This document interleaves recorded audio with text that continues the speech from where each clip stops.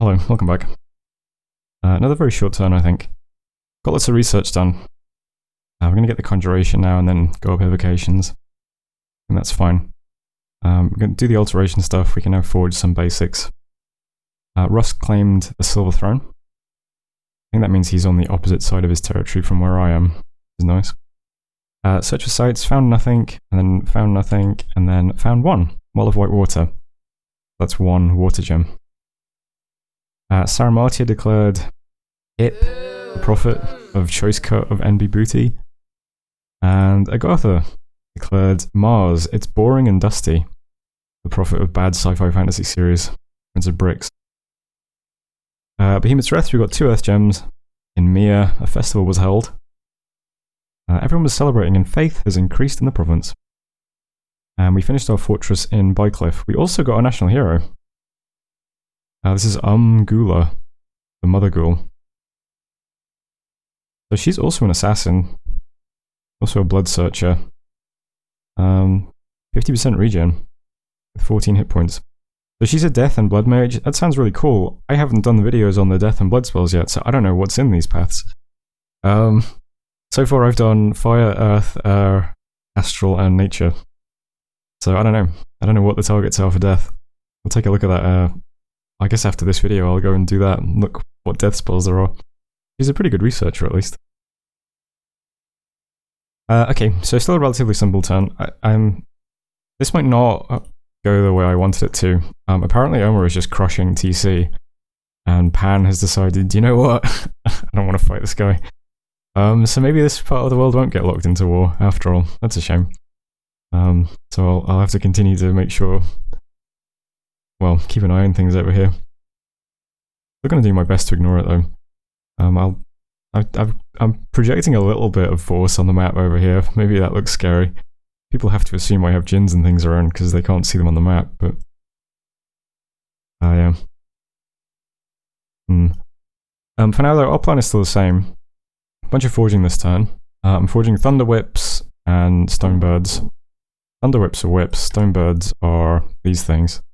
Miscellaneous items that give you an extra innate attack that has 4 attacks per round. So if a Shaitan with a whip and a stone bird can't kill a commander, I'm done. I'm quitting Dominions because I obviously don't know what the fuck I'm doing.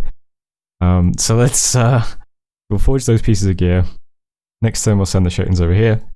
Turn after that they'll corrupt and we'll move the army in. That'll take the throne as well. Turn after that we'll start moving stuff towards Hinnom to start fighting them. I can see in this province also has no local province defense. Very peculiar. Got a bunch of army here. I moved off his cap, but we saw a bunch of sacreds and things there. I don't know, he still looks pretty small. Got another fort going up. We'll give it a shot. Staging post will probably be Sonafi. We just recruited a Crystal Sork who actually has Astral too. Amazingly. Old age. Are they all old age? I've never seen that. No. He's old age as well. Yeah, that's pretty lucky. This is where we're going to set up. So I'm sending a bunch of stuff over there. A bunch of decent mages. Lots of the Guardians of the Forbidden Chambers. We'll start summoning Fire Elementals and Phantasmal Warriors every turn, because why not? Gives us something to do. I've also started forging Fires and Jars every turn. With the little tiny guys, who both had Fire 1. So we'll set up things here. I didn't realize that these big Ifrits have minimum leader size, so they can't actually be led by Jinn. But I'm recruiting an armored Jinn this turn. One of these guys. And he's got my bless, which means he's enlarged, so he's size 4, so maybe he can lead them. That would be useful. That takes up all my resources, so I'm only recruiting the Jinn warriors now instead of the Guardians. They're still pretty good. So we'll get one of those, we'll get a scout as well. I'm getting 2 scouts in Bycliffe. And I'm just getting like little bits and pieces of units where I can. 2 camels a turn in Anvast. 2 brazen guards in Bycliffe. So next few turns we'll start building up stuff.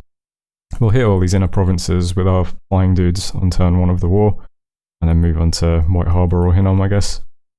With all the crap we'll have. And see how it goes. Lots of cool evocations we'll be able to do. If we make it all the way up to 4, 5, and 6, we've got Falling Fires with Weight of the Earth attached to it. You'll be able to do flame clouds, which has weight of the land attached to it.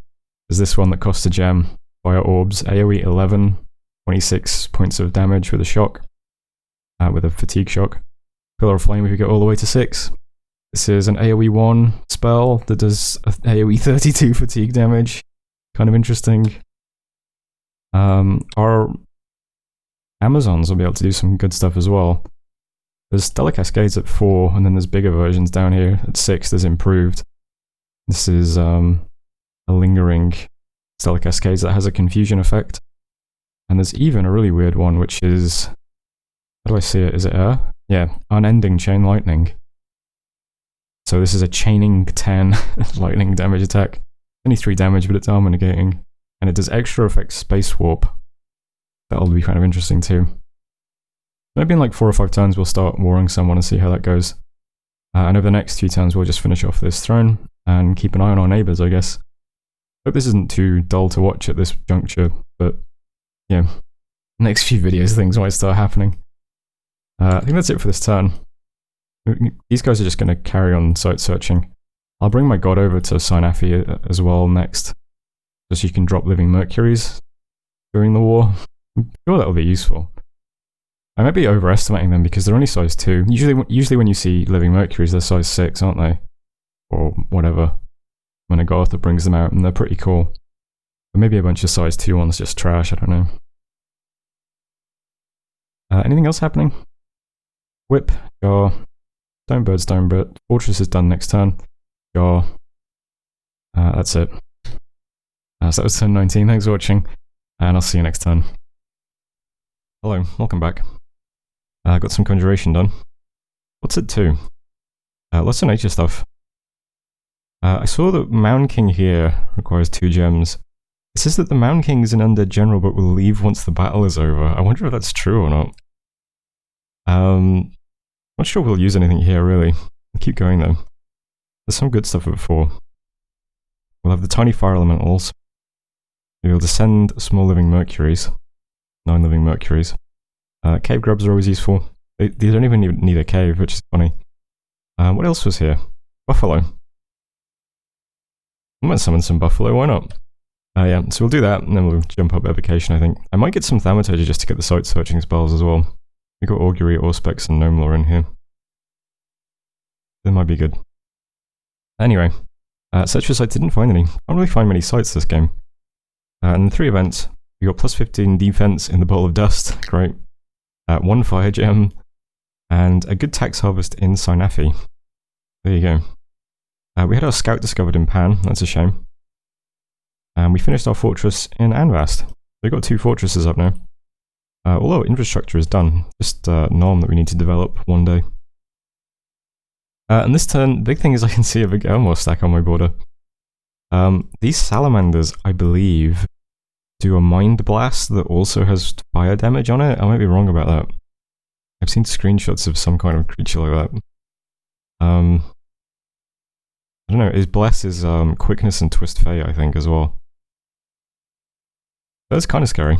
But he might just be taking the cave. His cap is right here. He might just be doing that. But I think in the next few turns something might actually happen, because we're either going to attack him or we're going to get attacked by Armor, I think.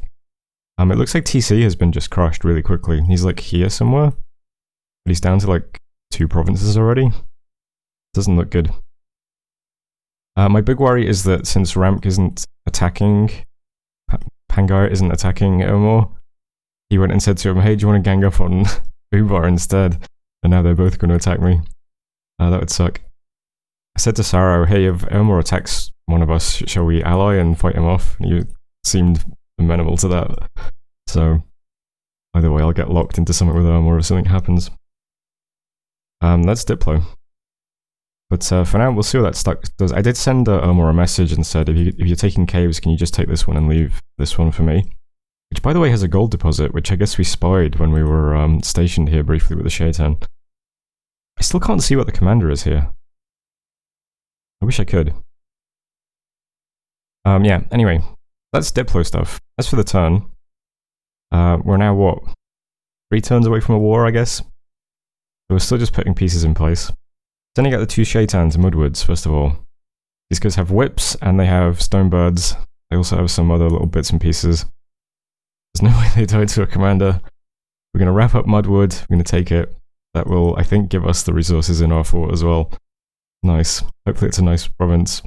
It has permanent death scale, so probably not. But at least it'll be under our control. Next thing, I'm sending a scout over towards this Ermor stack just to make sure we've got scouts over here. And I'm still just building stuff up in Sinafi.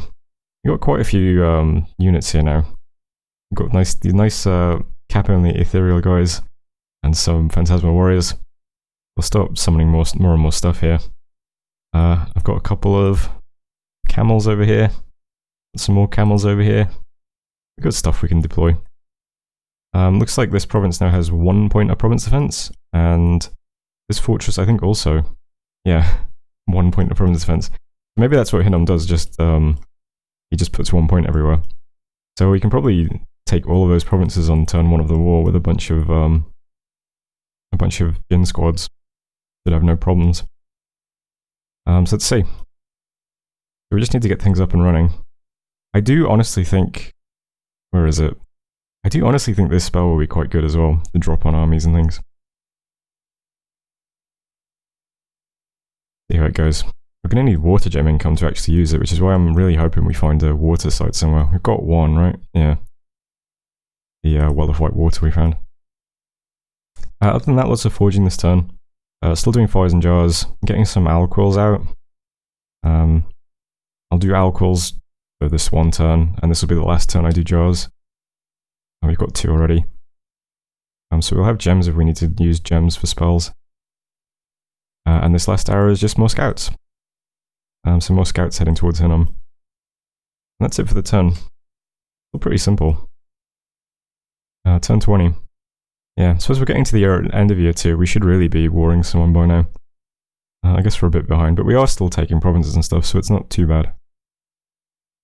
Anyway, that was turn 20. Thanks for watching. I'll see you next turn. Hello, welcome back. We got some conjuration done. We are 328 points away from conjuration 4. If we had every mage researching, we would have 324 points of research.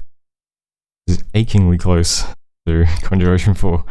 Can't quite do it in a turn. But we'll get 4, and then go back into evocations for a bit. You know, I've been forging fires and jars, thinking they'll be useful for something. They're really not. I can't find any like good spells that need a gem. The best one is Fire Robbers, but it's really difficult to cast. So I'm not sure what we're going to use the gems for. The only other one I could see was, I think it was an enchantment. Oh, well, there's Phoenix Power, I suppose. That needs a gem. What was the other one? Was it Alteration? Yeah, so we can do an AoE 18 Combustion for a gem. I'm not sure how useful that is, but I suppose it's worth laying down. Why not? I'll have one person casting it. Yeah, probably don't need many fires and jars, to be honest. Did some Phantasma Warrior summoning, and then we searched for sites. We found quite a lot of sites. Nothing with this one guy. But everyone else, we got a nest of obsidian snakes in the Bowl of Dust, a garden of pearls in Sinafi, and a wellspring of secrets in the Bowl of Dust. Let's check those out. Bowl of Dust got nest of obsidian snakes, never seen that site before, 2 air gems, and a wellspring of secrets for 1 water gem. And Sinafi got a garden of pearls for 2 pearls. So that's pretty nice. We've got a nice selection of gems coming in now. Pretty cool. Events were quite good as well. So we got a free lab and a black steel helmet, but mostly a free lab in Nom, a couple of gems. So Nom is our throne. That's the Throne of Fortune, just got a free lab, which is nice because we're going to fort that one day. Darkwood's a plague hit, but hey. And Troll Land we got +8 defense. So that's here. Might be useful. And that's it for the turn. First things first, we're going to be corrupting in Mudwood. I went back and checked the video. There are actually 3 commanders in a vampire here. So, because I was going to have this guy attack, because we do the 2 corruptions, kill the commanders or corrupt them, and then just take the throne in the same turn. I'm glad I checked. Because no, there's going to be... There's 2 more commanders and 1 vampire remaining. Unless that commander who... No, he wouldn't have retreated, would he? I'm pretty sure there's still 2 commanders in the vampire. So we'll do two rounds of corruption, and then we'll do one more next turn, plus we'll attack it with User. This should go fine, right? I'm so worried about this now. We've got whips, we've got stone birds, a couple of items. We're just spamming greater fireflies because we don't care about the commanders. The commanders will easily get killed by these guys now. Definitely nothing to worry about. And then if we're really lucky, we'll corrupt a vampire lord, which I would really like to do. It sounds like it would be cool. Elmer's army did take the cave. We'll see if they attack us next turn. Hopefully they don't. I'm moving a scout over here to start scouting them a bit. And that's basically it for this turn. We're moving scouts through Hinnom's territory to see if we can set up. Moving some stuff into Sinafi. That's pretty much it. Recruitment is like halted. I'm getting some more Jin commanders so that they can actually lead stuff around on turn 1. Just trying to scout out these provinces to make sure they're all like 1 point of province defense. We'll try and hit all of the plains at the same time, and then as a luxury we'll hit some other stuff. It would be nice to tempt his armies out, like nice if we can tempt him to split up his armies, because then we can drop living mercuries on them and might actually kill a few armies that way as well. And then we'll move all of our stuff into mountains and onto Monoboa, and then we'll either just threaten his cap directly or White Harbour, I guess. That's the plan anyway. We'll see how things go. I don't think anything else is happening. Let's see. We're doing some research for summoning more Phantasma Warriors. I thought that was quite interesting as well. In Sinafri, we're already up to 239 siege strength. A lot of these guys are very strong. The Jin Warriors have 4.5 siege strength. The Ifrit guys have 14.6 siege strength. Yeah, we have tons of siege strength. I thought maybe that would be a problem, but I guess not. I'm moving more scouts up. I'm moving one little squad of Jin into Monoboa to see how far they can reach from there. I doubt they'll ever be discovered. And that's it for this turn. So we've got pieces in place now. This will be taken care of. We've got loads of stuff building up in Sinafi. We've got camels building up in Anvast and Bycliffe. And now we're moving stuff into Hinnom's territory. So we'll see how things work out. That was turn 21. Thanks for watching, and I'll see you next turn.